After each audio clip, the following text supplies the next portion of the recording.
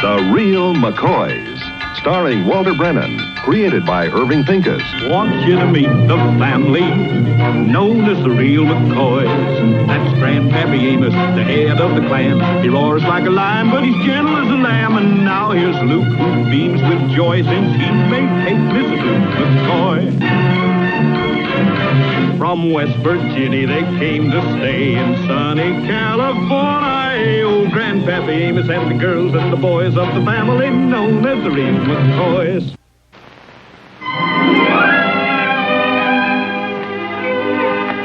Hey, Luke, you ready? Yeah, all ready, Grandpa. Yeah, come on, let's get going.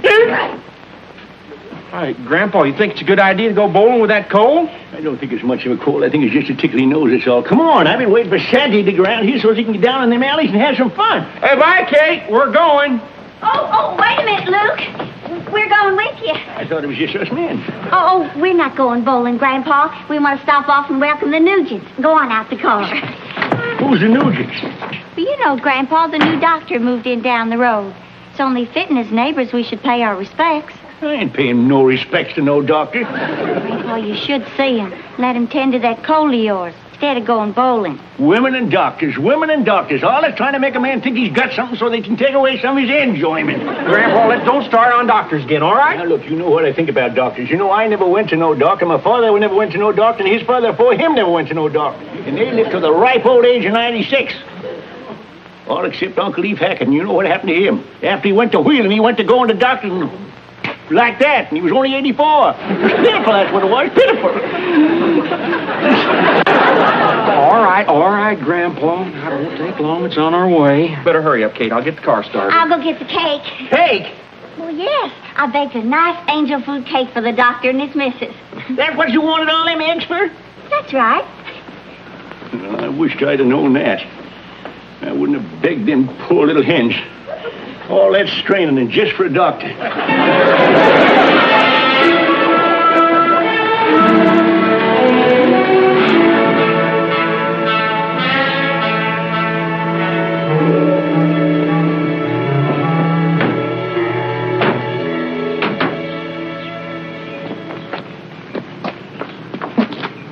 Come on, little Luke.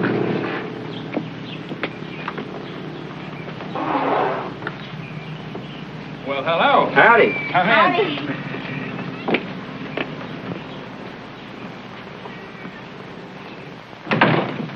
We're your neighbors from down the road. Oh. Yeah, here's your cake. Good luck and goodbye.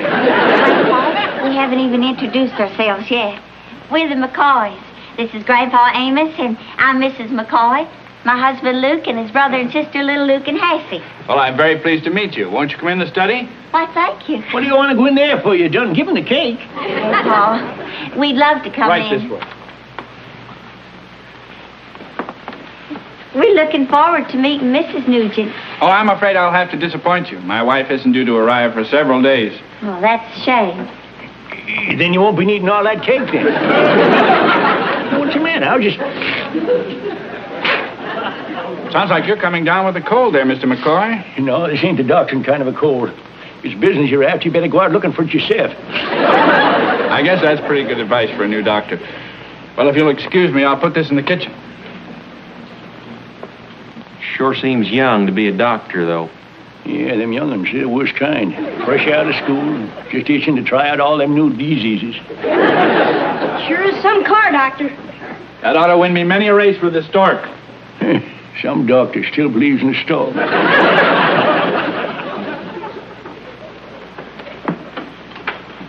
What's that supposed to cure? That's a dictaphone. A what? A dictaphone. I use it for my correspondence, my mail. I dictate by talking into it, and then I have someone play it back and transcribe it on paper. I also use it to keep a record of my patients' case histories. Here, talk into it, and I'll show you how it works. Not me. I ain't talking to no goddamn machine. Not me. I ain't talking to no goddamn machine. That sure sounded funny, Grandpa. Say, are we going bowling? Or ain't we? I need exercise. Surely, Mr. McCoy, you're not going bowling. Exertion and overheating is the worst thing you can do for a cold. What you need is rest and medication. Look, I'm going bowling. Ain't no one going to stop me. If I need medicine, I'll get me some polecat grease. Polecat grease? Yeah, and wrap it in a newbie bag around my neck. A newbie bag? See, you sure you're a doctor? Doctor, a newbie bag's kind of like a scarf. Yeah, you slap the polecat grease on one side and wrap it around your neck and take a couple of hot toddies, and 2 or 3 days, you're a new man. Forgive my smiling, Mr. McCoy. I've heard of these primitive methods, but I've never actually met anyone who used them. Primitive? That's what they call savages, ain't it? I didn't mean to infer that you... Now, listen, son, I don't cotton to this newfangled medicine. I never did, and ain't starting now. I'm going bowling tonight, and I'm going to bowl as long as I want to. And after that, I'm going to wrap some polecat grease around my neck. I'm going to take a couple of hot toddies in the morning. I'll be all better. Did you hear that? Tomorrow, I'll be all better. Grandpa, you didn't believe the doctor yesterday. Now look at you. What do you mean now? Look at me. I'm fine. Grandpa, you should be in your bed laying down. This ain't a laying down type of cold. Why don't you leave me be? I can take care of myself. I'm going to freshen up my hot toddy here a little. Yeah. What is that? Oh, wait a minute, Drew. Grandpa, that's moonshine you're putting in there. What do you think makes a toddy hot? Grandpa, putting moonshine in your toddy ain't going to help you none. I just got that around here for medicine. Could I have just a little look? Oh, I got the misses. Something terrible. I need something to open up my arteries. Come on. My rheumatism, too. I couldn't shave myself this morning. Couldn't raise my arm no higher than that. Just a little look.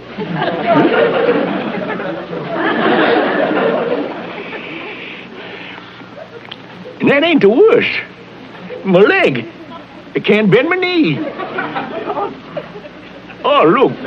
I think I ought to have some. Grandpa, if it's that bad, I'm going to go call Doc Nugent right now. I don't want no whippersnapper from a doctor around here. I'm doing all that mortal man can do. Now you leave me be.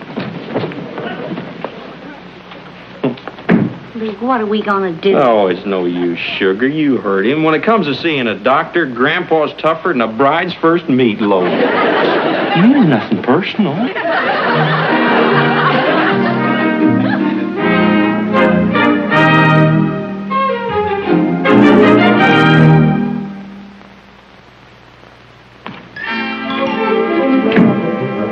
Why, little Luke, what can I do for you?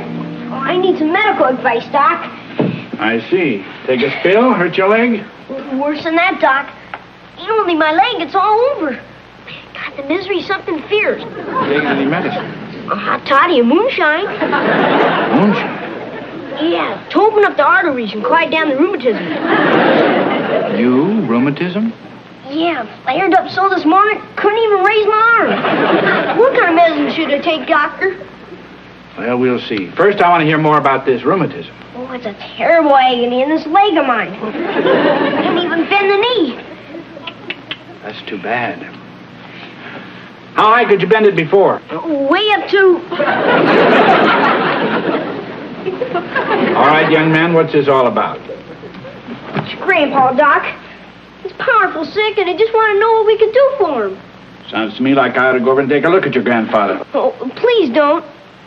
I mean, couldn't you tell me what to do, and I'd pass it on like it come from someone else? Hardly, son. We don't practice medicine by remote control. Yeah, Grandpa'd be awful mad if he found out I was the one that brung you. Well, I tell you, we'll just keep this a little secret between you and me. We'll pretend that I'm just dropping by to say hello.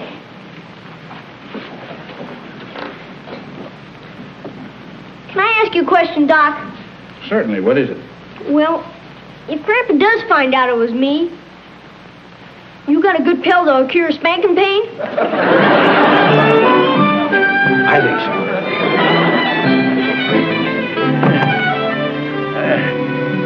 I'm telling you, for the last time, I ain't seen no doctor. Grandpa, not so loud. He's standing right outside the door. He'll hear you. I don't care if he does hear me. I didn't invite him, and I ain't going to see him. Grandpa, you ain't getting no better. As long as he happened to drop by, Grandpa. What's the harm? All right, leave him in. Doctor, come on in. Hi, Doc. Don't mind me. Go right ahead. This is Charlie Perkins, our mailman. He's like one of the family. Everybody's family. Don't pay him no mind. Just want to see how you do on your first case. Folks will be interested. That's a pretty nasty cough you have there. Is your throat sore?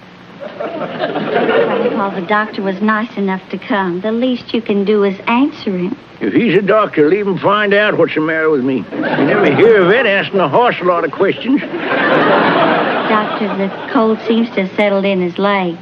He says he can hardly move it. It's a very simple diagnosis. Obviously, Mr. McCoy, you ignored my advice and complicated your condition to the extent now you're suffering from an advanced infection. Doctor, what do you think's the best thing to do? Is it serious? I don't think so. An injection of penicillin should clean it up. An injection of penicillin? That's right. A shot. Shot? You ain't gonna stick that thing in me? Now, take it easy, Grandpa. Roll up his sleeve, please.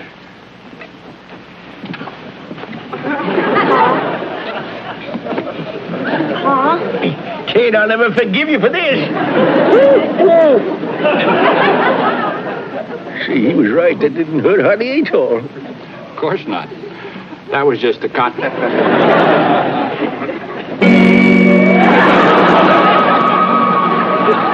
that ought to fix you up, Mr. McCoy. Thank you, Doctor. I'll be by and check on you in the morning. And I'll be back to check on him, Amos.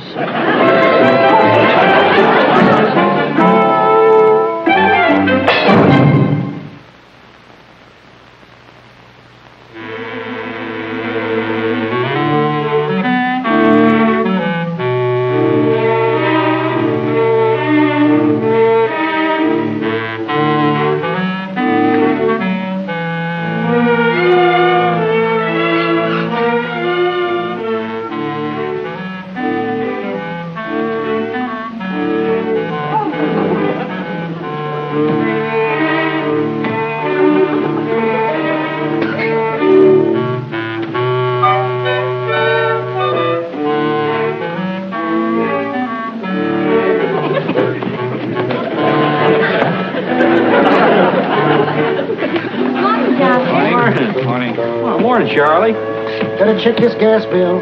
Seems awful high this morning. How's our patient this morning? Well, he's been sleeping most of the morning, but I just heard a noise in his room, so he must be up and around. Well, I'm not surprised. Penicillin can certainly work wonders. It's a good thing we forced it on him. You know, quite frankly, if he'd relied on those primitive home methods of his, he'd still be a very sick man. It's amazing in this day and age how some people still resist progress. Of course, it's pure ignorance of what modern medicine is. It's okay. Get over how Grandpa carried on when you give him that shot. That's the way it is with these old-timers. Sometimes they're worse than babies. Doc, I'd like to be your second patient. Doc in this mailbag keeps giving me a bum shoulder. I used to go to old Doc Miller, but he's clear on the other side of town. I'd like to change to you. And I can guarantee a lot of other folks will, too. Well, thank you, Mr. Perkins. Drop by the office around 3 o'clock. I'll have a look at that shoulder. Now, if you'll excuse me, I want to check on my patient. Mr. McCoy.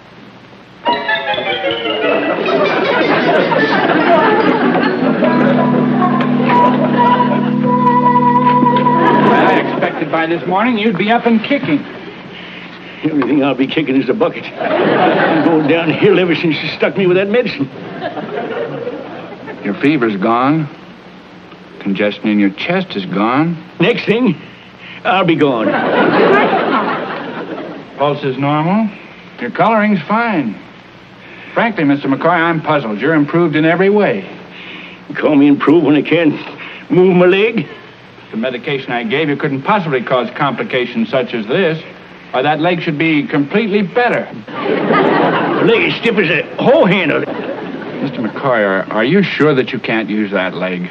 Don't you think I'd use it if I could? I'm not so sure, Mr. McCoy. Would you like me to call in another doctor for a consultation? Oh, no, I don't want no newfangled doctors, no wonder drugs. They ain't doing no wonders for me. I'll stick with my polecat grease. Maybe it is primitive, like you said, and maybe I am ignorant. But leastways, I'll get well. Very well. You have a right to do as you wish.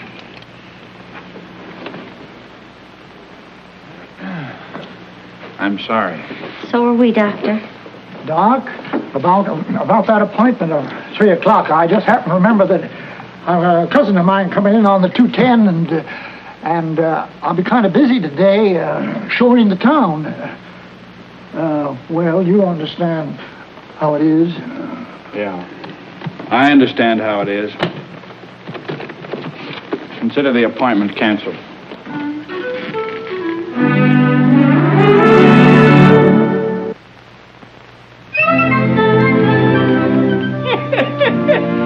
Did you see the look on that whippersnapper's face when he left here? It'll learn him to think twice before he tangles with me. What, Grandpa? You can move your leg. Of course I can, just as good as ever. Grandpa, you were faking all the time. Why, I'm so ashamed of you. Why, he had it coming to him. I heard what he said. He said I was ignorant and I was scared and I was a baby. I sure put him in his place, didn't I? I don't know, Grandpa. Maybe you are a baby. What? So you got back at him just because your feelings was hurt. Well, what about somebody else's feelings? You realize what you done to Doc Nugent? He left here thinking his first case was a failure, thinking he'd made some kind of a big mistake. Just to satisfy your own pride. You went and ruined a man's career. Kate, here, listen to me. Who's she talking about ruining a man's career? That was between me and him. With Charlie Perkins standing there listening to the whole thing? Why, it'll be all over town before sundown, and you know what that'll do to Doc Nugent's reputation. Oh, Grandpa, I always knowed you could be ornery, but doing a thing like this, oh... Luke, listen to me now, Luke! Hassie...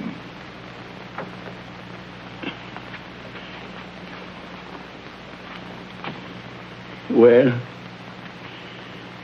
you must have gone too. No sense in you sticking around with a sinking ship. I don't want him, Grandpa. I want to stay by you. Even if you think I'm wrong? You do think I'm wrong, don't you? You don't have to answer that question. I know you do. Little Luke. Yeah, Grandpa. You go tell Luke and Kate that as soon as we finish the chores, I'm going over to see Doc Nugent and try to square myself. You mean it, Grandpa? Well, that's what I said, wasn't it? Now go on. Little Luke. I want you to get one thing straight, though. That still don't mean I like doctors.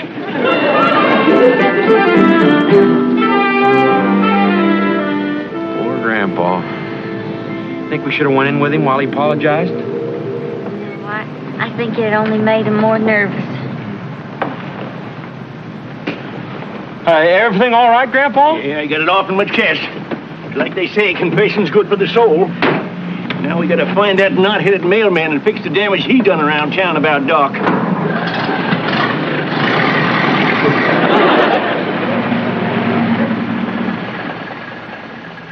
It's Dr. Nugent. You told us you apologized to him. Grandpa, he wasn't even there. Now hold your horses. Oh, Let me Grandpa, save your breath. You already curved the truth so many times a day it looks like a wagon wheel. But- Come on, Kate, let's go face the doctor and do Grandpa's job for Now, him. wait a minute. Yeah, well, at least he'll know there's some truth left in some of us, McCoys. Look,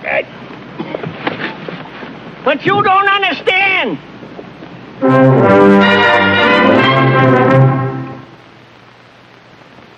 Doctor, you look like you're packing to leave. I had 3 patients scheduled for today. All 3 canceled out. But when we tell people the truth, they'll want to come to you. They'll want you to stay. I'm afraid it's too late for that now. If you'll excuse me, I have a lot of packing to do. Hello there, Doc. This is Amos McCoy talking at you. I came over to apologize, and when you wasn't here, I guess I should have waited for you, but it seemed a whole lot easier talking into this machine instead of having to face you after the way I acted. You know, I'd still be laid up with the miseries if it weren't for you being such a good doctor. You see, it's just that a man my age gets set in his thinking and finds it kind of hard to go along with things that's new and up to date. Still in all, I know that ain't no excuse for the low-down trick I played on you. And I want to say now that how sorry I am. Well, I guess that's about all now. I wonder how he shut this goddamn thing out. It must be... What do you know? Hardly know what to say. I don't blame you if you don't forgive me, Doc, but... It's all right so long as... What are you doing? He's packing. He's gonna leave. Gonna leave? He says there's no sense in trying to practice here after what's happened. Well, great balls of fire. Is that why you spent all these years at school, so you could quit and get up and run off the first time trouble showed itself? Doesn't seem to be any point in fighting. Fighting? Why, you ain't even got in a good, healthy swing yet. Let me tell you something, son. No matter where you go, you're going to run into old fools like me, so you might just well get used to trouble. And after all, trouble is why we has doctors. Now, Doc, why don't you just roll up your sleeves and get ready for what you come here for? Well, that's what I'd really like to do. Yeah, that's good. You can put me down as your first patient. Thanks a lot, but you're cured. There's nothing wrong with you. Well, I ain't going to be tomorrow, because I'm going fishing. You know what I do when I go fishing? I don't catch no fish. It sort of riles me so that I always come home and I just kick the barn door with my foot and wreck my big toe. So you just have the bandages ready. I'll come hobbling around about 5, huh? Well, come on, help him get unpacked.